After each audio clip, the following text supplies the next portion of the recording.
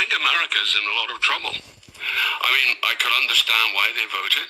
I'm not sympathetic with it, but I understand why, because there's an element of that person that represents success, and America loves success, and so they make that association. But there's no virtue there. There's nothing virtuous about that man whatsoever. He's delusional.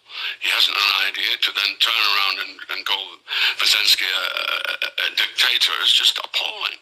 And then the whole Gaza thing, which is absolute disgrace. It's a disgrace to upend all those people who have been through the most torturous time. Of course, Hamas did not help the situation right at the start. That was horrific and unforgivable, and I'm completely anti that. But the way it's gone on, and then to have him come up with, oh well, I'll make it into a sort of a kind of waterfront, what was it he wanted it to be, a sort of, I don't know, it was just ridiculous.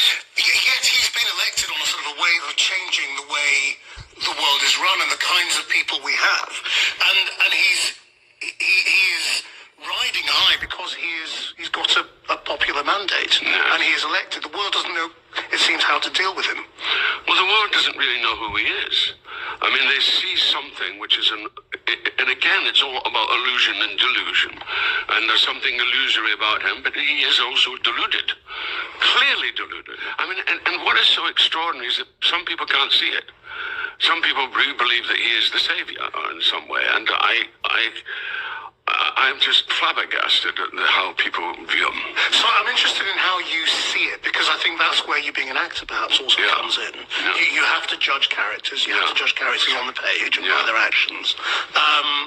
Or read characters rather than judge them. I mean... Yeah, read is better than judge. Yeah, I mean... We don't judge, we read. How do you see him with your skills? Well, I see him in very much... almost in a reflection of our play. Terrifying father, tough time, alcoholic brother, saw his brother go down the road, and he decided, he clearly made, he had a survival instinct, which has come to the fore. But then goes with it a profound ignorance of the human state. A profound ignorance and a block off of, I'm not going to take that, I'm not going to take that, I'm going to, and he talks about the deal, this whole thing about the deal.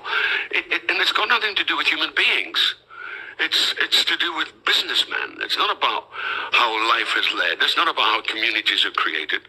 They're not created on a deal. They're created by people coming together and saying, how do we make it better? How do we improve our conditions? And he has no sense of that, no sense of that whatsoever. About being in charge, and we see that all the time in the States. Do you think that's what's going on here, that this is about authority? Because some people obviously say a lot of what Trump is addressing are real problems. It is true that Europe has been freeloading off America for security. There is perhaps truth in government spending in the US, and that these are real problems that he is tackling, and that's why he's popular. Yeah, I can see that, but he kind of misses the issue, really, I think, big time. Clearly, the world has got to a state where democracy is failing miserably at the moment. But authoritarianism isn't the answer to that.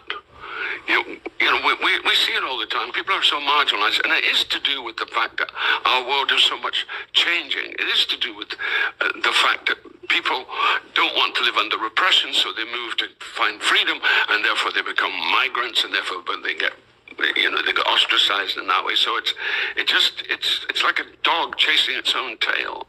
I mean, I think that's a very good analogy for the world at the moment. It's like a dog chasing its own tail.